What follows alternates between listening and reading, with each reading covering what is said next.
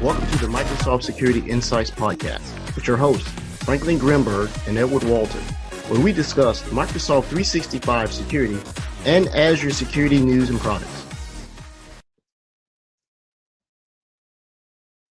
Recorded August 10th, 2022. Good evening, Brody. Good evening, Franklin. Rod's a no-show. Where is Speaker 25? Where's Rod? He's doing Speaker 25 sort of work. He actually might be dropping in because he's giving a lecture right now at, where's it at? He's at Tech Mentor. So, they're doing that again. Okay. Yeah. So he's actually talking right now. He said he's going to possibly drop in on the on us during the middle of his class, which would be cool. Okay. So if we see him come in and we start, about to let him on immediately from there. Okay.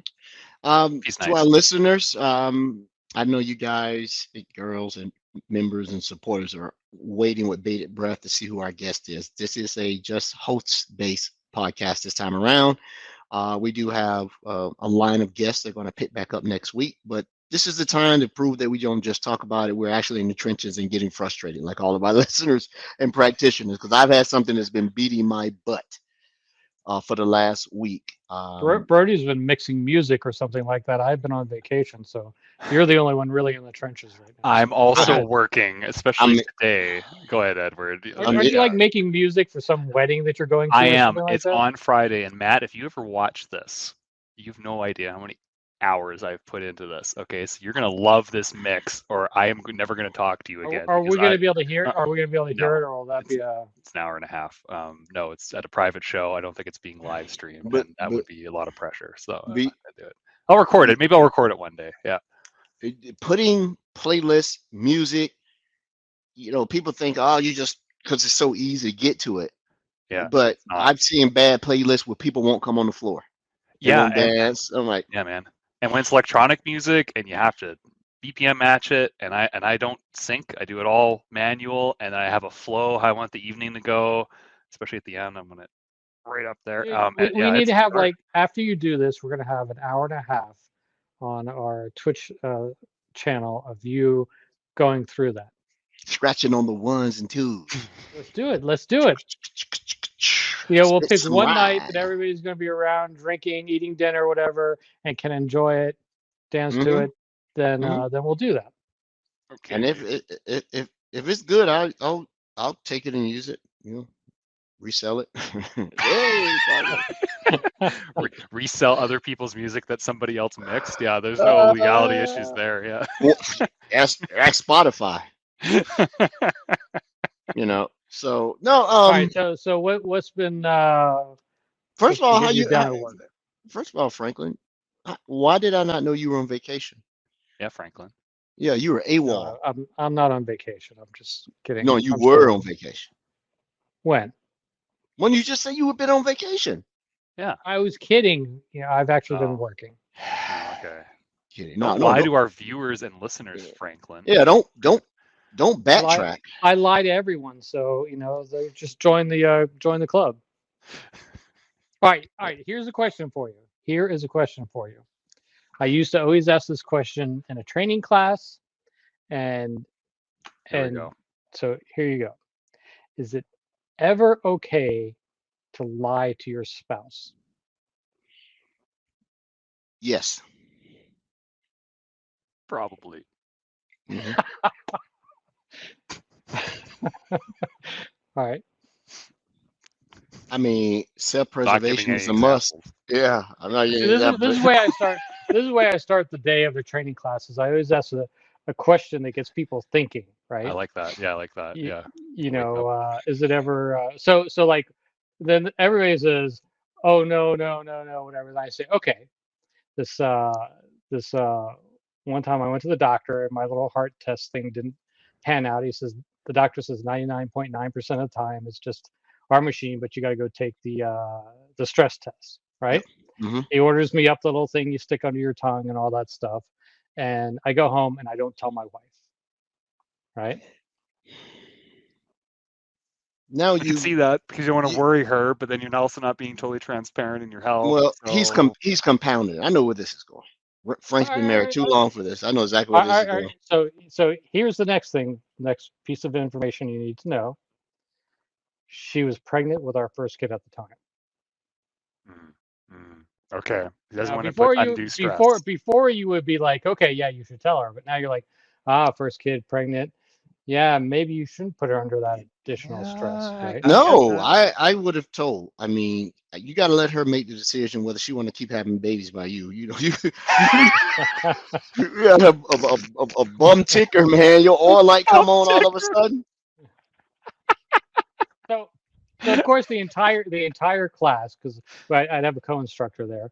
The entire class is like, I can't believe Frank didn't tell his wife that or whatever, and my co-instructor would be like, yeah, he's a terrible person, all this stuff, and so then the next day, I'm like, okay, Carl, his name was Carl, tell your story about it. So he goes, okay, so he was I think it was his first or second kid.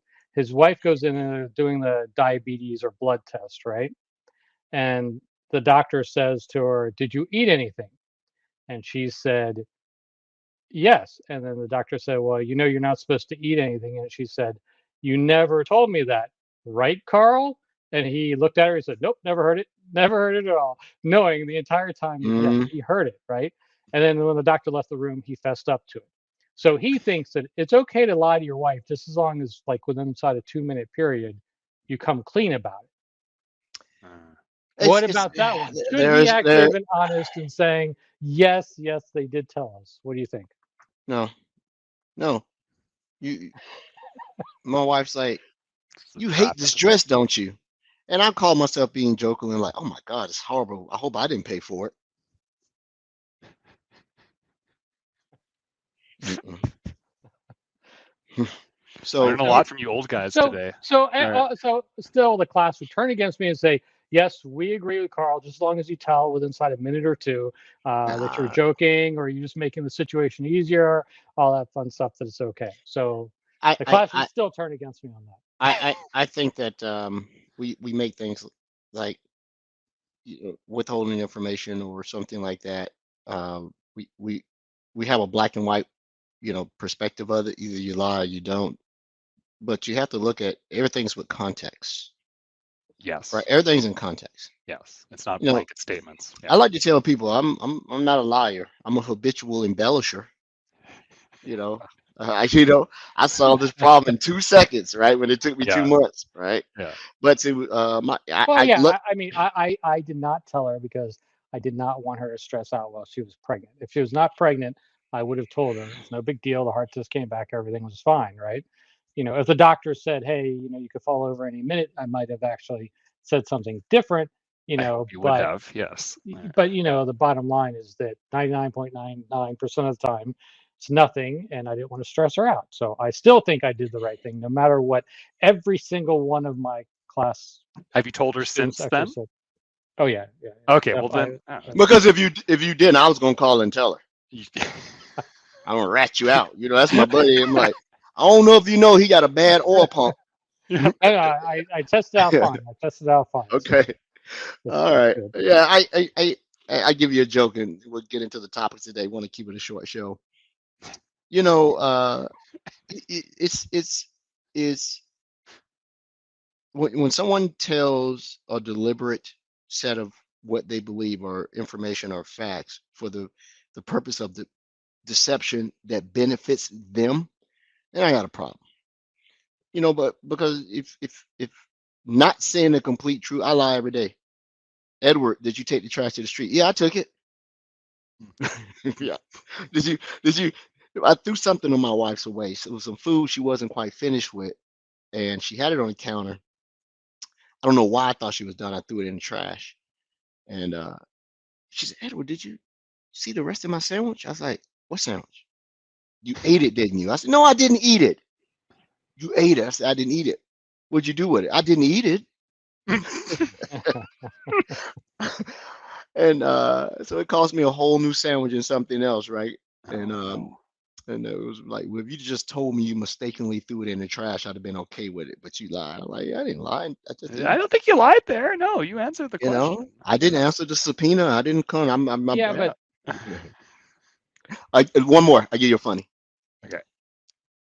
Both of my boys are older, so this is 15 years ago, and they were at it about something. They were like, "Dad, which one of us is your favorite?" And I said, Brian said, "You, am I your favorite son?" I was like, "No." And Chris, my oldest boy, see, I told you I'm his favorite son. I said, "You aren't either. Your brother is." You just said he wasn't, and then them kept on for a minute, and they it took them about 15 minutes. They came back. We have another brother somewhere.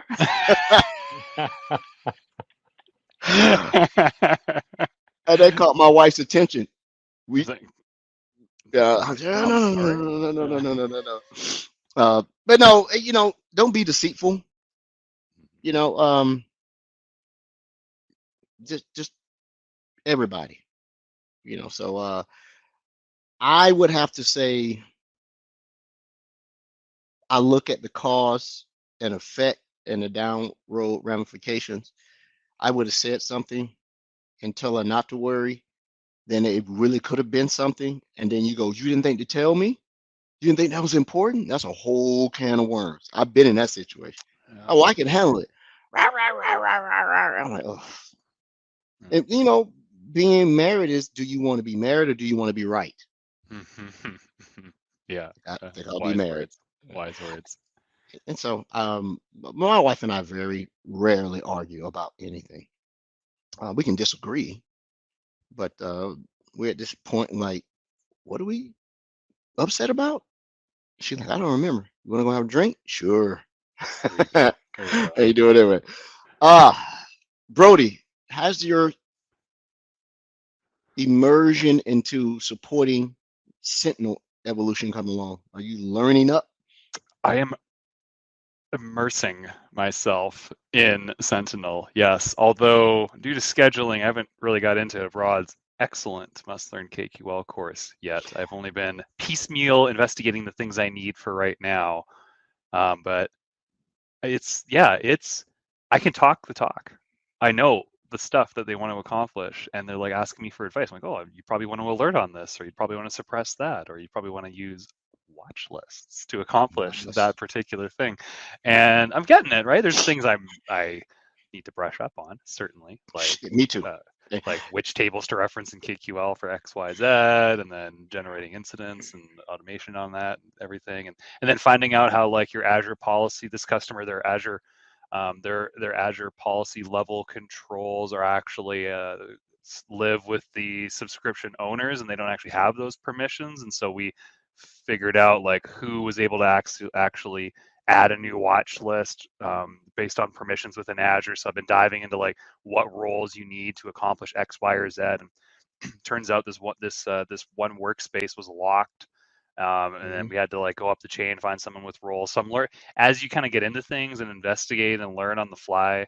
That's how I learn, right? It's Yeah. not sit down and learn it and then do it. It's I don't know what I'm doing, or I don't quite know what I'm doing, and you get in the trenches and then you figure it out, and then based on your experiences, now you know more. So it's been fun. Yeah. Since Yeah. you have all this downtime, I like to point out you are 2 exams behind Edward. I don't have downtime. I don't know where you Just think I two? have downtime. So I'm not doing the AZ AZ 104. I don't care. 104. No, I'm not He's got to doing get it. the SC 100. Yeah, I'll do that in the He's, fall. I'll do that when the weather turns. Yeah, but oh, Well, I don't have that'll help downtime. I'm your very score. busy. I'm in well, financial services industry Canada region, and people are knocking at the door to get me on. I just had a call today where they're like, "Hey, you want to get on this massive 3-year digital transformation project with a project manager that you love?" And I'm like, "Yeah, I do." Had a great conversation. They want me. Great. What Other does this banks have to are. do with you blowing off the exams? I don't get this. I don't do exams in the summer. I'm outside. I got my golf swing. Oh man, so I got the coiling in my lower spine. I finally No, but got it. this I can this finally new gig reproduce that it. you're talking about in the financial Oh, industry, you oh bring yeah. all that up when we're talking about exams, just to Well, change I the don't write subject, or exams. what? I don't write exams in the summer. It's a rule because summer's short in Canada. Okay, we have all of a sudden it's going to be igloos and polar bears here in a couple months, and it's going to be You'll be tough. skiing, so just stop it. I don't ski every day. Skiing's expensive now, man. Ski industry, skiing it is expensive. outrageous expensive. It used to be a Doozy half expensive. day at Lake Louise used to be $45 when I worked there. $45 for a half day. You could roll in 12:30 spring, not a big deal. Get some beers, everything's fine. And now it's like, oh, you want like a half day at the ski hill, $95. You want a full day at the ski hill, $150. Yeah. Whistler's charging like $250 for a day pass, and they could increase that amount based on utilization. Like, I can't afford that, and I love to ski. Like, it sounds like you need to start your training on DevSecOps and pull like that money in so make the you can money. Yeah, totally. go I skiing. mean, yeah, that or more threat protection. Anything. I love security. It's great. Yes. All right, Edward, what are you struggling with? So Brody can. Oh, I want to rant too, by the way. So you go, Ed, and then I'll help you help me. Hopefully, because it's an MDCA question. To be honest, I got the cup. I didn't do every module in the KQL. The ones I knew I skipped, but I still wanted my cup. So that's you my lied on your self-assessment. I lied to Rod because I wanted him to. I feel bad, Rod. I'm sorry. I didn't do the whole course, man, but I meant to. I'll go back through. He's revoking your certificate. Yeah, which is probably why I never got it, because he went through all the modules. You skipped 4 of them, man. I didn't know that. He tracked your public IP to see how much time you spent on each page. He's like, no, I didn't read this. Yeah. Yeah. So let me. So a couple things. Learning Sentinel in itself is not hard. Okay. It's a very specific set of operational parameters. Either the software and the feature set operates, the software, the feature sets, and the solution operate as advertised, or then you start looking at deviation.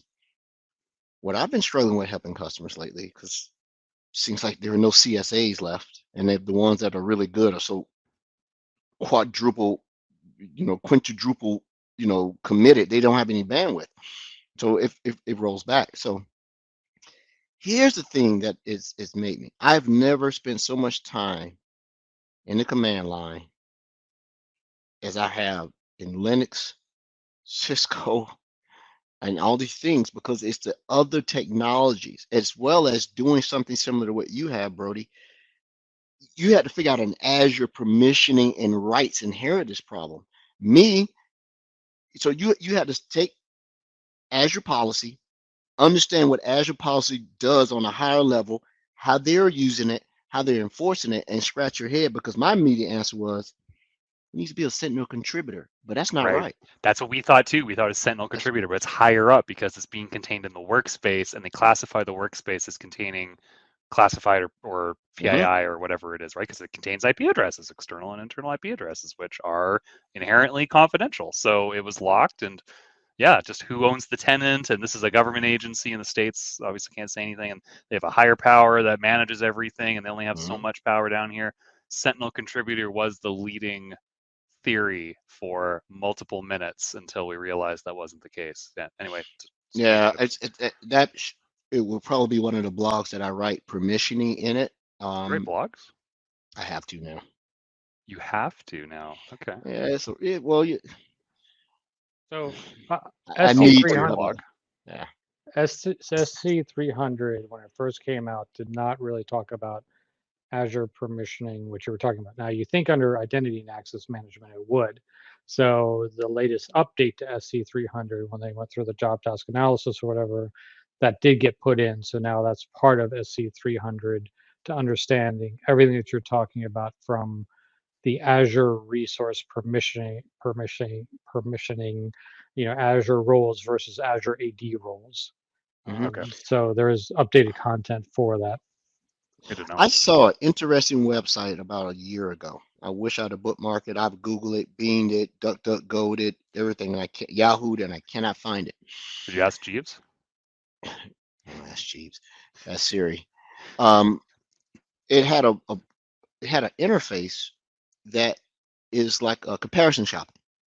So one of the things were Azure permissions and Azure AD. Right, tenant, Azure AD, and it told you when you put the comparison in what the differences were. So you could put up to 6 in there. Say, okay, what's the difference between GA, a person that has this, and that, and the red stuff would be in it. I cannot find that website. Nice. That would be so handy. That'd be so handy. Because even GA doesn't have everything by design. But the docs actually has a lot of that information. I don't know if it has side-by-side comparison. But sounds also like Edward's this, describing an interactive site where you can like move your balloons around and then it makes an animation. And as someone who's very visual, I could appreciate that. And I think the person that was creating it was also making it sort of like an assets control list type feature, meaning if you have this and that, this is your cumulative permissions to be able to do this at the bottom, right? So, and you could set the standard, like on the far right, you could put global admin, and then, and I forget other, and then it used to filter down like this until, man, I'm gonna find that now. I'm gonna search Find that site, Edward. I want that site. the other That thing sounds is great. Yeah. the acquisition that Microsoft did, and they just stuck it in the renamed Azure Identity products. Risk IQ. No, Cloud Knox. Cloud Knox. Cloud Knox. Cloud Knox. So basically, what they were doing was actually that sort of analysis of Azure roles, and then telling you who's over permission, who's not using the roles, or who's using the permissions of roles that they're assigned to, and so on. So I wonder if you can get some of that same information from there in comparison. It's actually a good call. You know what? Sometimes Frank's a genius. Yeah, use the Microsoft tools for the Microsoft things. Yeah. I think the person who owned that site was his personal tech blog, and he was at Cloud Knox before they got acquired. So I'm gonna go search the name and see if that was the guy that did it. Oh, Internet sleuth. Here we go. Let me just write this down because you know I'm old. Shout out to the Cloud Knox team. Come on our show. We'd love to have you. I can get him here. Oh, you know what? What's the name is coming over? Yeah, he's been on here before. That's how we knew about it. Yeah, we've had Risk IQ and Cloud Knox. So where I was going with this is this. Yes. When you do Azure Sentinel, you're not an Azure Sentinel expert per se exclusively. You are as the perception is, you are a SIM expert, a SOAR expert, and also an integration expert. Because I am super frustrated with the way that we contribute and maintain, not me, Microsoft puts their content in there, but there's really no accountable support matrix for it. I'm playing with this matrix out of frustration and getting an average time between data connectors and any of the Git content that's being attributed. It's antiquated. So I think everyone knows I was helping someone out, and I'm trying to get their Zscaler of private access, which is their endpoint product proxy, to come in, right? All the stuff on the client side is great. It's the parsers, the ASM stuff inside Sentinel that they can't get to work. And so they open a support ticket and it's still being escalated. They can't get it to work. The people that contributed to the things, like, why would you put this out there? Now the Zscaler works. That's just Ceph, right? But this thing will not work because it will, still to this day, it will not create that custom log table. And I've run this by, some of the smartest guys over on the Sentinel team, the GBBs, and they're like, yeah, this parser to whomever worked it, being charitable, no, I don't see how this would ever have worked. I've yet to find someone who has successfully deployed the ZPA one out of solution. The Zscaler is fine. It was a couple of nuances on there where you have to modify a couple of conf files, but that was easy. Here's what's kicking my butt. So, customer has McAfee EPO. And if you go to the Content Hub, there is a solution that you want to click and deploy. It then tells you, once you have done this, you still need to go back and configure your log collector. Okay, syslog. Got everything going. Got back into the portal, looking over the shoulder inside the EPO portal, which I hadn't seen in decades. How is McAfee still in business? But anyway, so we're going through it, and so you see the event folder, and I'm go, okay, check 6514, 6514, and syslog over TLS/SLSL. I said, oh, okay, well, it allowed me to change it in the EPO portal to 514, which their syslog collector. Their log collector is working. We can see Ceph, we can see syslog. We made sure there's no data table duplication because they run them on the same box. Okay. Won't work. So I go in and do the conf file, put in the TCP, blah, blah, blah, blah, blah, blah, blah, blah, blah. 6514. NetStat is listening. TCP dump, everything's good. Their firewall guys like any man, it's a private endpoint. We're allowing all the stuff that go into the log collector. They don't public expose any IP addresses. Everything's a private endpoint. It's a choke point, right? Still couldn't work. Like, get on the website, go through everything. And the worst part about this, I sort of knew the answer at the very beginning of this, and I made assumptions rather than get down into it. It cannot be changed. It only McAfee EPO will only send logs over our syslog or syslog ng with TLS enabled. No big deal, right? How many of you guys have done it on this call? It's hard. And it's so convoluted. You got to create a certificate server, a certificate authority. You have to generate the sending keys on one side, the host keys on one side. You have to go modify this stuff. And then I say, ooh, out of my water. Y'all need to open support case. So while they're doing it because the time is of the essence, I'm trying to learn it on my own. I said, well, it's a reusable skill.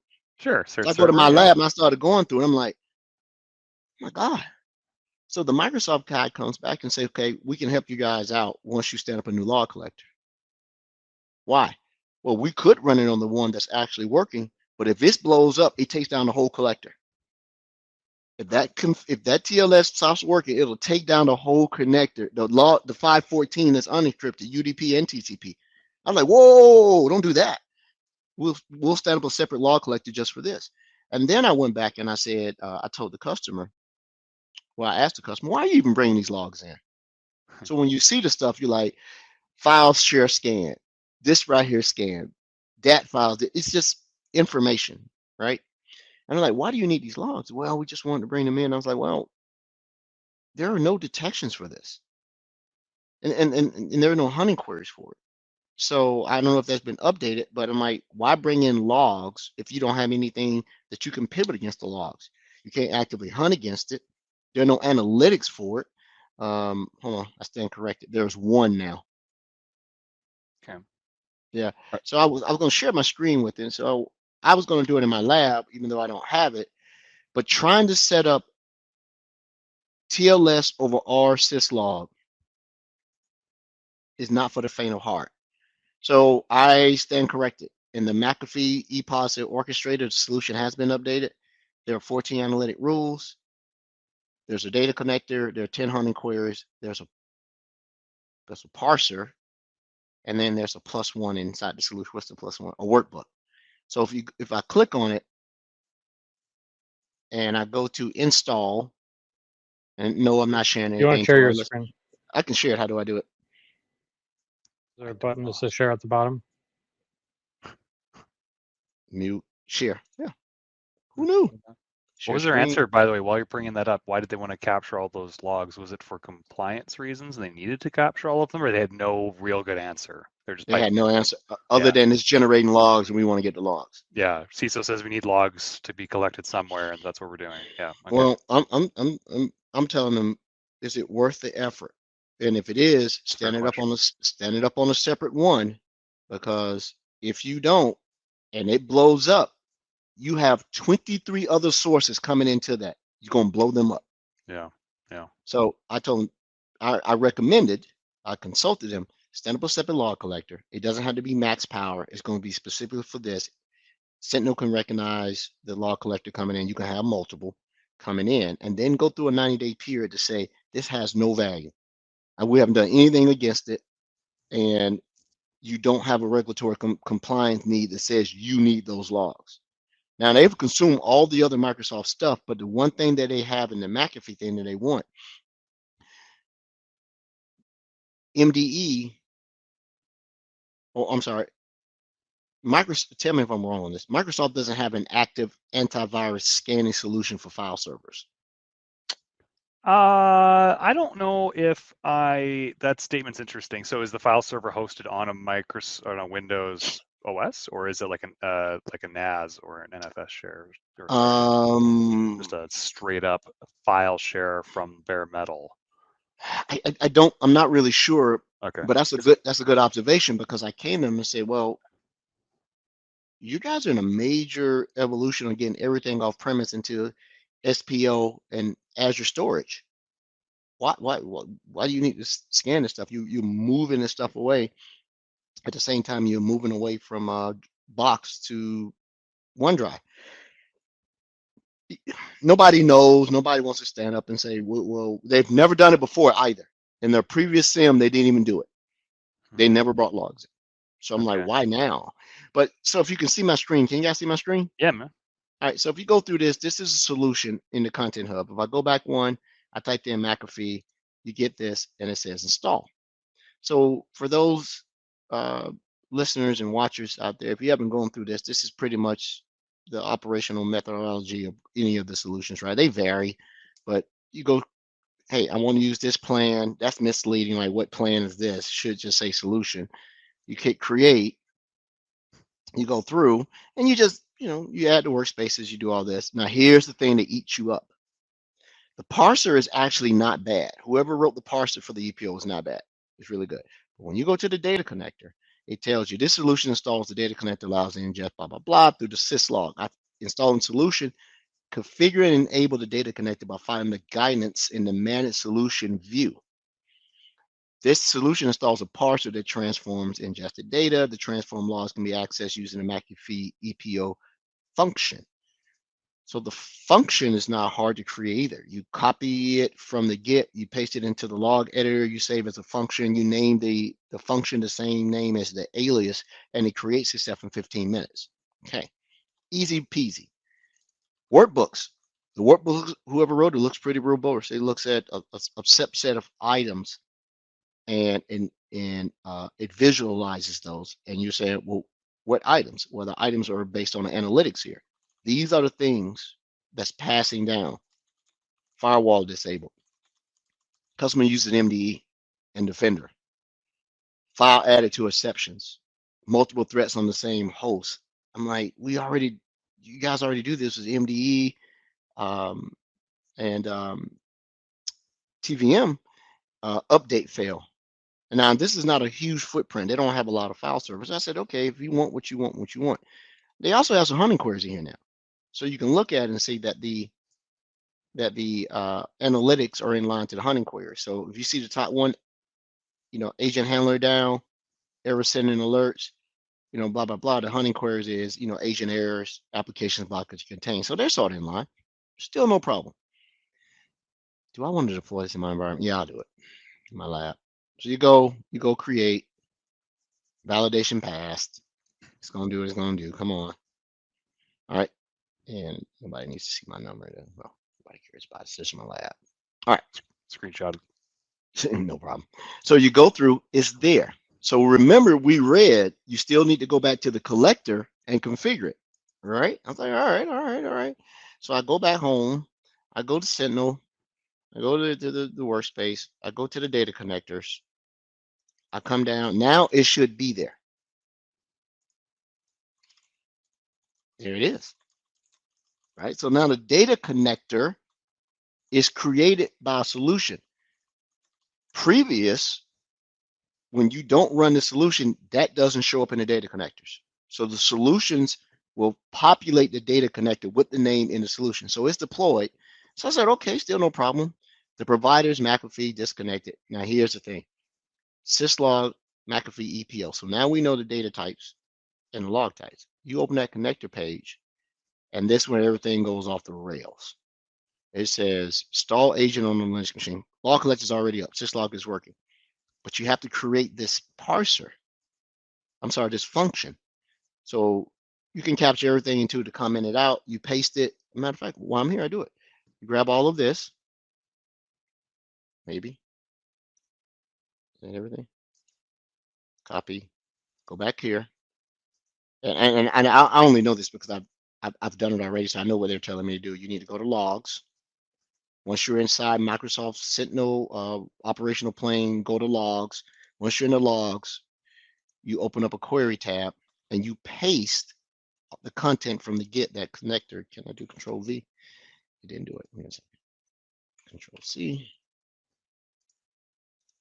Control V. All right. All that's in there. I think that's right.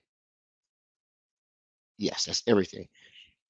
All right. So once you have that, then you don't run it because it's going to throw an error because that custom log table doesn't exist. This function is supposed to create it. So when you go up, you do save as a function, and you give it a function name. Let's call it I haven't done this before. EPO, and then you want to come down and give it a category name, which is fancy talk for the alias of it. You can just go EPO. It didn't work the first time. Like, Ed, you didn't read the instructions. What the instructions say, Ed? So I hit cancel, click OK, and you go back up. You have to name it EPO event. The function has to have a very specific name or it will not do it. So I took that, I copied it, then I did it again. I went back to save as a function, and then I just did this. So now it's in there. And then you make the alias, which is, I don't know why they call it legacy category. There you go. No spaces, of course. Trailing And then you space. save. No trailing spaces. And they said this function name already exists. You just hit replace. That's actually in the solution description. That if you uninstall it, which this means I must have deployed it in my lab and then uninstalled it. And when you uninstall a solution, you have to manually go into everything it deployed and remove it manually. Right? I've got a few things to say here. Number one, the SC200 course update and labs updates has a new section talking about asym parsers, and it will actually walk you through going through and doing this sort of creating the function and so on and creating the parser. So this, not this specific function, but how you do this is actually in the updated SC200 courseware. Now, there is one thing that's kind of annoying. If you go to analytics, go to analytics down there on the left side, and click any one of them. And if you select export at the top, you're going to see that this is going to send it out in a JSON file. Now, we had a guest on here that was writing code to be able to import and export the JSON files to utilize something like Azure DevOps to manage your environment. And so this works fine with the analytical rules. But when you start getting to other types, like what you're looking at, like the function, creating the KQL function, there's really no way in the UI to go about doing that. And the code the guest had before was out of date because I could not get it to work. So in the SC200 course, we're actually only pushing the analytical rules because of the fact that there is nothing exposed right now that gives us a clean way, like you can with the analytical rules, to actually push those functions around. And so that also impacts your repository and pushing that stuff over. So I think that in the future, when they expose that and create the APIs properly for that, and not having to try to PowerShell everything through that our previous guest was doing, then that additional step that you're seeing with inside solutions right now will go away in the future. But right now you have to go about doing that. If you go out and you do the SC200 labs, especially the asym parser update, you will actually see all the steps that are involved with doing this. I hope this doesn't break any rules. I had to go renew the SC200. You know how you get your search for renewal? That's not in there. Not a single question about that. So you have to go through the entire learn path to see it, because if you do the renewal, they send you the link, you get on the website, you do it. That's not in there. The renewal's not going to have it. So if you just go out to learn, when Rod was doing it, he was showing where there's like new modules that he had not completed. But also just go out.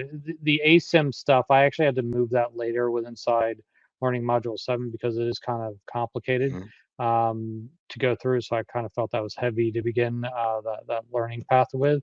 But you really understand it more if you go out and you just do the labs from it that's available on GitHub. It's not going to cost you anything. If you have a Sentinel environment set up to put the function out there and move forward.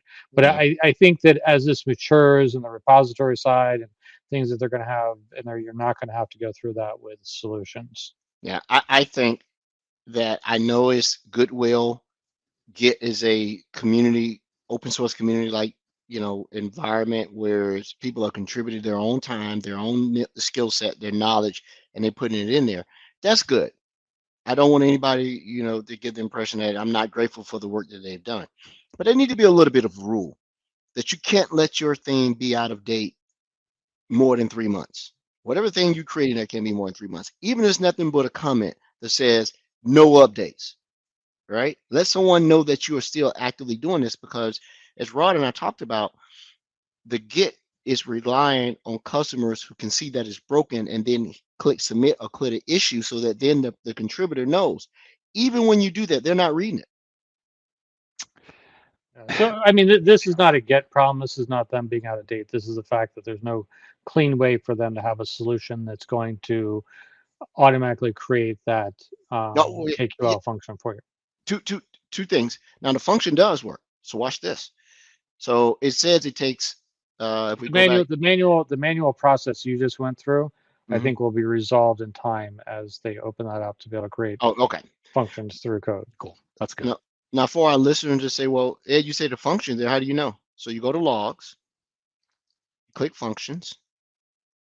You go to, it's a workspace function, and you come down. You can see in my lab, I got a lot of these already deployed. But if you come down, oh, I was playing with the ZPA stuff, even though I have it. Where is it? What will we call that? McAfee EPO event. So what I did is I say, okay, make sure you didn't have any spaces and blah blah blah. I I load the function code and I look at it across two different things, what I cut and pasted from, and make sure it's okay. And then out of giggles, I decided to just click run, and it at least creates the custom log table without first having to have the syslog inject data into the table before it manifests. It's All right, so there. let me see the creation of the table So that custom log, in the code. In the uh, code. the function actually does it. And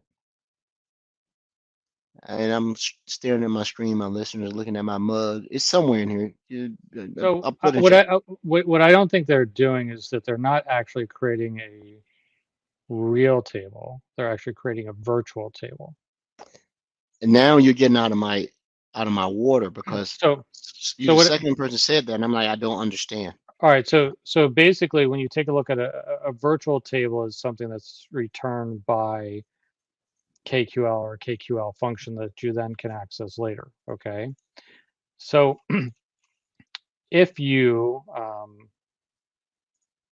okay, you can go down here. So you can create virtual tables. If you go to settings, go to workspace settings, go to so then you're going to have custom logs. Go there. Try that. A pain. So this is, when you're going out creating custom logs, I'm like, I didn't know that KQL could actually create a physical custom log. I didn't think it could do that, but here I could see through the UI, um, you can actually, they'll go out and create this custom log table for you. Most of them end up with the CL name on the end of it. Mhm. So that's why I'm like, I didn't know Azure function, not Azure, KQL functions would actually create the custom log. They will create a virtual table. So when you run it, it's actually available in memory for you then to go ahead and query forward. And there's a lot of optimization around this. So if you go back to logs for a second, I want to point this out to people. Go back to functions. So inside the workspace functions, go ahead and all of those asym and further down, all of those have meanings, like the IM side and so on. So those 2-letter prefixes or 3-letter prefixes actually have a meaning about what they're used for and how they're defined and who's defining them and so on. So once again, I would refer you to the SC200 Learn module on this to talk about why it's IM and why it's asym and LLM and all that fun stuff. It will actually go over that and explain how that's being set up Mhm. for you. Just I saw that on the screen. I wanted to point that out. Yep. So I deviated a little bit and went down a red herring path. The functions, the custom log, that's not the problem with this particular connector. The problem with it is that when you go back to the data connector, right, and you go to EPO and you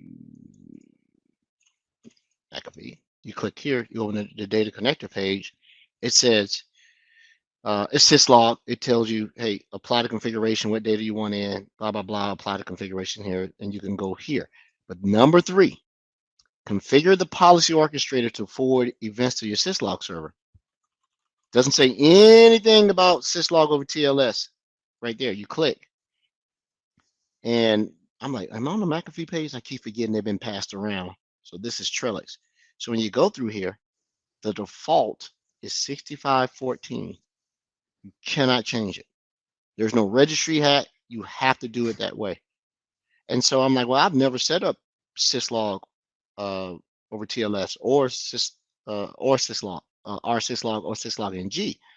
So I started Googling, binging, Microsoft Shop. Hey, how did we do it? Right. So this piece was easy. The customer got this done in 6 minutes. They were done.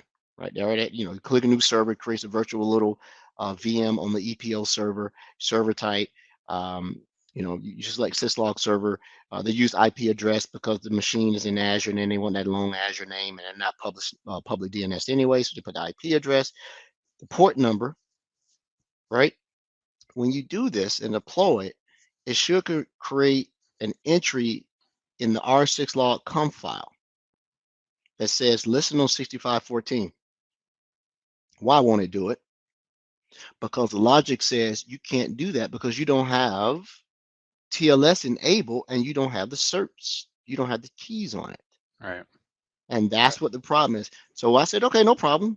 You go in and I'm gonna bing it, just go. And I just went in how to deploy TLS on SYS or syslog, right? And everybody has it. So it's not like it's a new thing. So everything from IBM, everybody does it. So it'll say, okay, people must be able to do it. But when you do it, everybody from QRadar to whomever else has it still says the same thing. You have to go through this. Look at this. You need a self-signed SAN certificate or a public root certificate. You need to create a self-signing request, Right. blah, blah, blah. And all of them say the same thing. No matter what SIM vendor you're using, this is the step. Man, I'm in here trying to do all this stuff and do this and do this and do this. I'm like, hold up. And then you have to make sure the PKCS certificate it is hyper convoluted, right? This is not a Sentinel thing. This is it's not. It is the integration piece. It's their side. It's I forget, McAfee is not able to change the port that the connector piece is expecting to receive on, or you can receive it, but this is really configuring. So this is just configuring TLS for syslog. Yes, and so there are numerous things, and I'm like, I can battle my way through this, right? I'm a technologist. I've had harder problems to learn something, right? But when the support team says you can put it on the same syslog server, you better not, because if this breaks, it takes down the entire log collector. What if you containerize it? Well, then that's the same thing as creating another VM. Is that what you mean? Yeah. Yeah, Just I guess another it would, but you're at least saving yourself having to create a whole new VM for it if you're just carving out a spot on the existing one, if you could do that. Well, the syslog container that's deployed, the syslog collector deployed is not containerized. So if it was hosted in a container, I could containerize. I could isolate it, right, and shield it. But I hope they follow this and just say, hey, go do this. So I don't have access to my log collector. But this same sort of thing can be used for not only McAfee but for whatever else. So it should be in the docs under the syslog side of the connector. So that's not in the docs for that? It's not. And all the docs do is forward you back to the Well, it is in a docs. The docs just sends you to a page that says if you need to do this, you need to download this package, you need to have this level of Python, you put it all in. That's okay. I say I can do that. But my spider sense is tingling, saying that if something goes wrong with this, no, it won't. It won't fail within its own operational parameters. It'll fail your whole collector. I'm like, Not ideal. Not ideal. not ideal. And I started looking at the But comp file. that makes sense. I mean, that it would do that. Yeah, it makes sense. But If I'm the like, line net of the 32 things you're collecting logs from requires it, then which is working perfectly. yeah. All the stuff's coming in. They got the DCRs correct. They got they went in to make sure because they're running Ceph and syslog on the same server. They're not doing data duplication. But to introduce this into a production environment, and it can work, but if it goes wary for any one thing, it shuts down the entire communication stream, whether it's TCP, UDP, or whatever else. Nah, I'm let you guys do run with that. Go open a support ticket and go do that right there, right? Now I'm going to do it in my lab because I think it's knowledge is worth learning how to Yeah. do that once, Yeah. right? I've never set up a certificate authority or generated certs on a Linux machine. On Windows, it's like click, click, click, click, click, Yeah. click, click. You go to It's not too bad. Komodo, you go somewhere else, you can grab you a publicly signed CA. You're good to go, right? A lot of Yeah. places give them to you for free. Doing this on Linux, I admit it. This is my first time doing it, and it's not. Now, I bet if I was a Linux admin with years of experience, like, man, I can get this done in an hour. I just pull up a YouTube video. And that's what I'm doing. Yeah. Yeah, get in the YouTube video. So that was my little thing. Sweet. I'm learning a lot. I'll tell you that. Yeah. I have 3 Linux boxes stood up. I've upgraded a few other things. I know how to get around in VMware now from the command line because once you learn, I've been out of it so long since I don't route switch.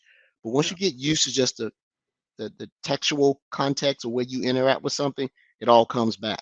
Right. Yeah, totally. It happens with me too. Yeah. If we're finishing up sharing super quick, I've got a super quick story that's related to yours. We're doing kind of a similar thing. We're setting up a log collector for MDCA for a customer, and it's on a Red Hat Linux box, and we just install. We're getting Docker installed. We're going to containerize a log collector. I've never actually done that before. I've never actually set that up before because anytime I've engaged with the customer, all they wanted was the MDE integration. Where MDAC, I'm trying to figure that one out. MD, did I say AC?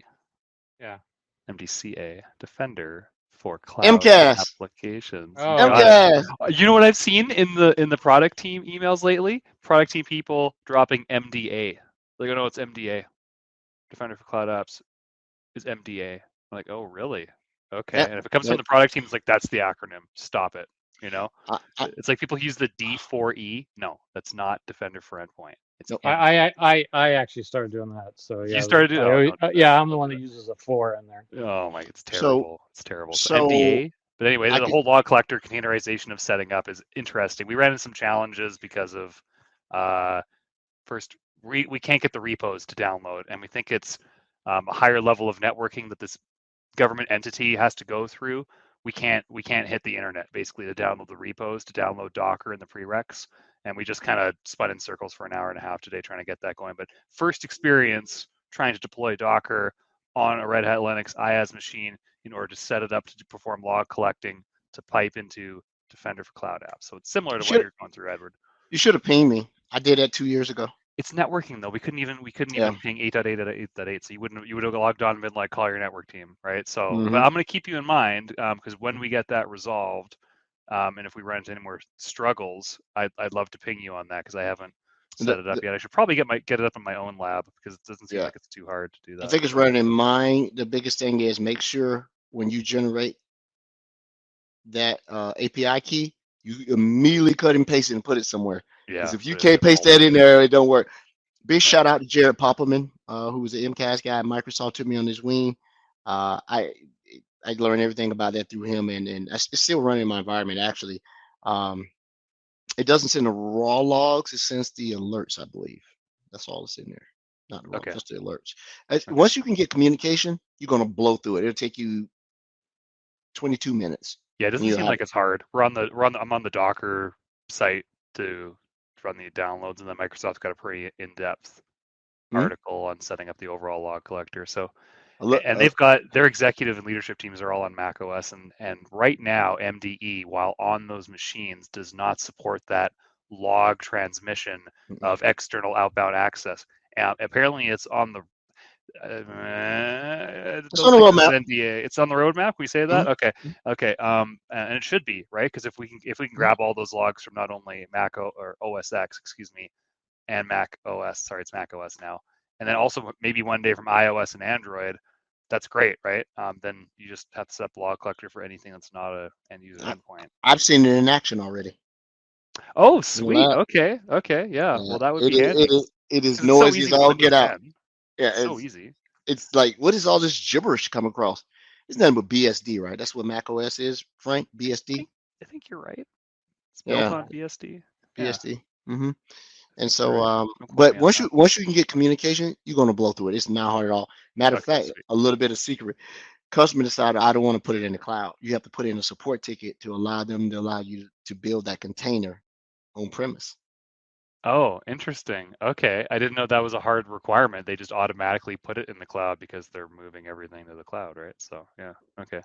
But if you look in there, you'll see it says deploying the log collector on premise has been deprecated, blah, blah, blah, blah, blah. If you go through, you'll see it, and they recommend this. But if you have a need to say, no, I cannot put that in the cloud, you can open a support ticket, and they'll expose the link that you can use to be able to download the bit so you can run it on Hyper-V, VM, or Docker. Oh, okay. I didn't know that. Interesting. Yeah, I've had this thing run in my environment for a couple of years, man. It comes across, and the easy part about it, I'm struggling with getting the Meraki integration into Sentinel.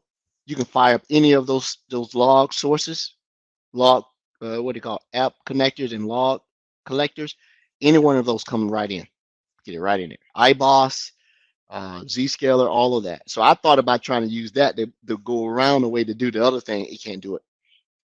It won't be able to do it. Someone recommended that. Big shout out to Drew Nichols, who at least was trying. He said, "Yeah, try this way."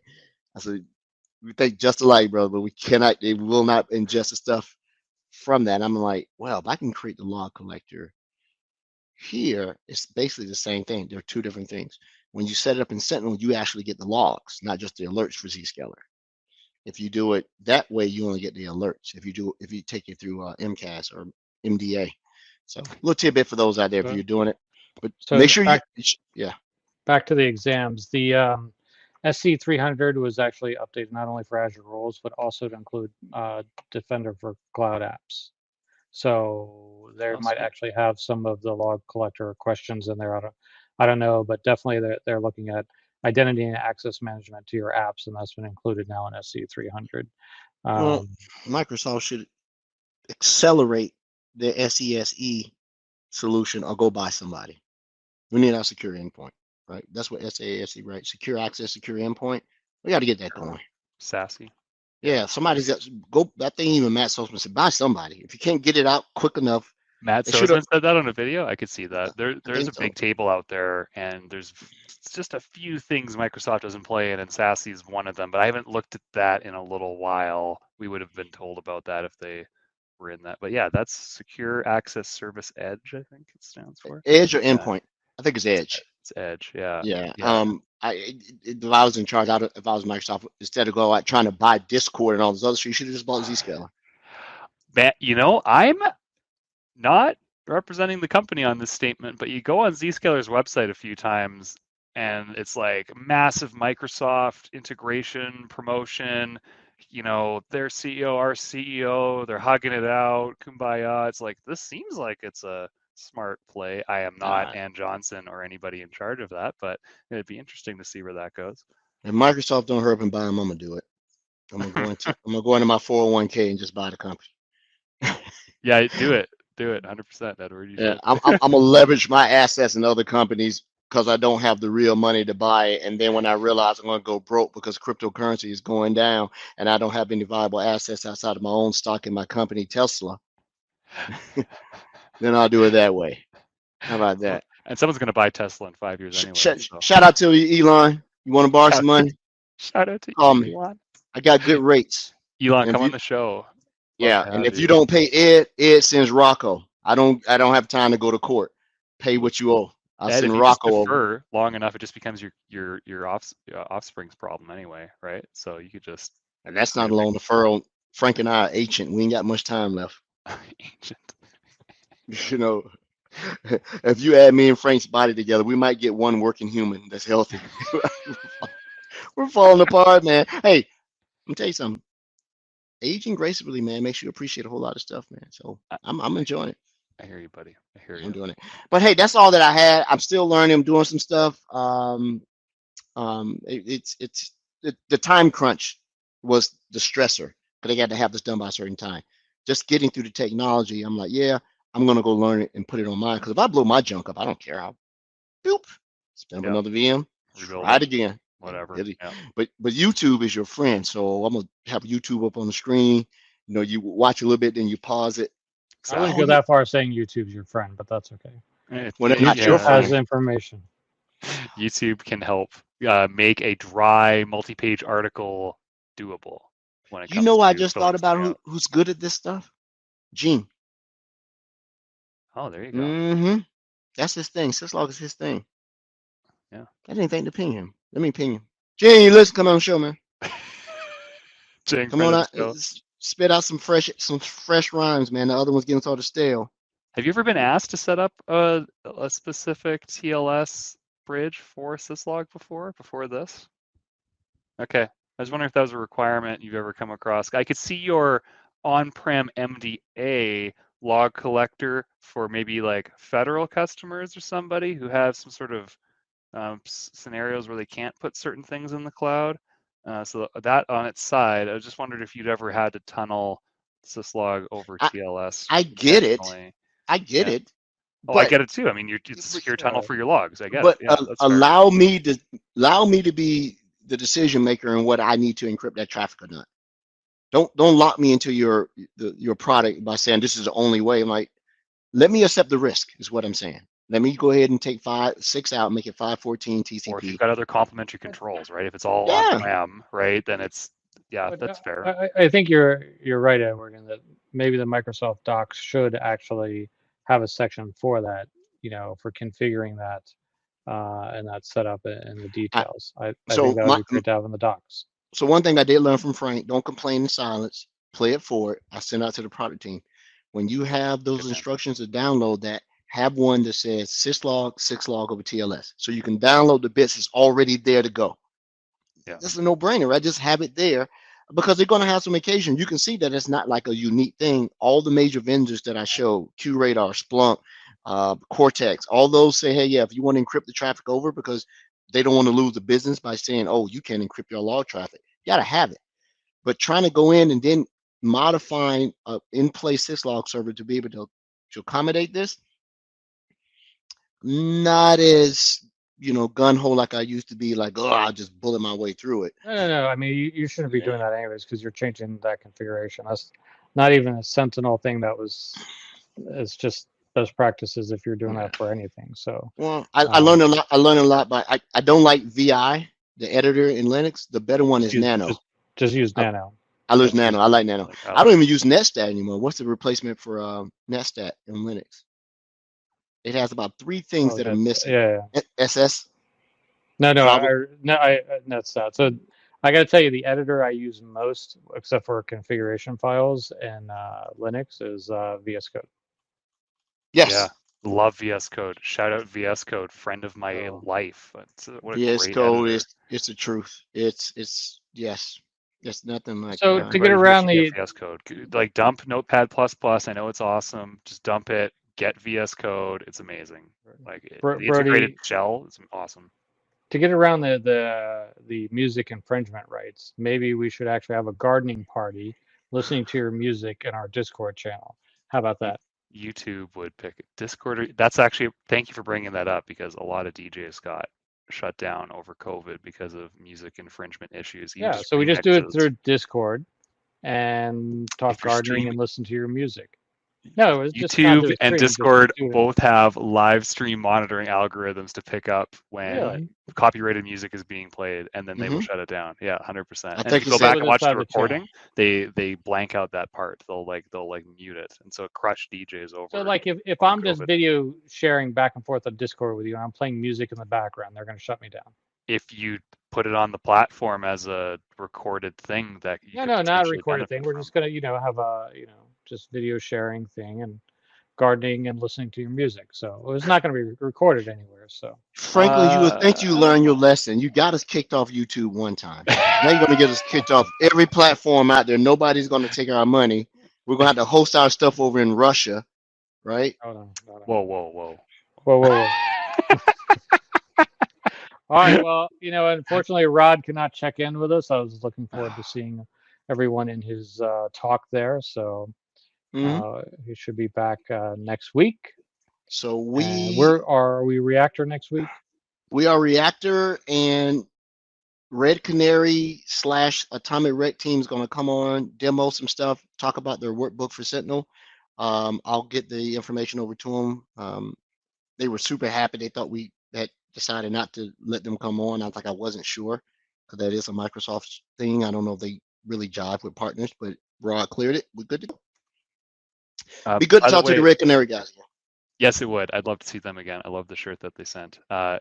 We've had some great comments in the Discord today. So Melinda just posted a link to one of Jing's videos about ingesting pfSense or syslog into Sentinel. So check that out. If you're listening here, we'll put it in the show notes. I'm not sure if it's specific to Edward's TLS Linux requirement, but a good resource nonetheless. And yeah, recently we had some folks talking at Microsoft folks at Black Hat and DEF CON, and Ursqui, I'm like Edward trying to pronounce a name here. I can't. I'm so sorry, sir, whose name I'm butchering or alias I'm butchering in Discord. But he's like, hey, it'd be great if we could get somebody on who presented at one of those conventions and talk about their experiences and recommended a few things. So if you're listening to this and you want to know what I'm talking about, hop on our Discord channel and check out those links that we'll put in the show notes. So one thing we like to do is we're going to have a really good next 6 guests on the show. And as we blaze into the fall, so I'm excited about the guests that are coming on. We do like to share knowledge here. So the one takeaway I would take from everything we talked about today as we close the show: don't lie to your wife.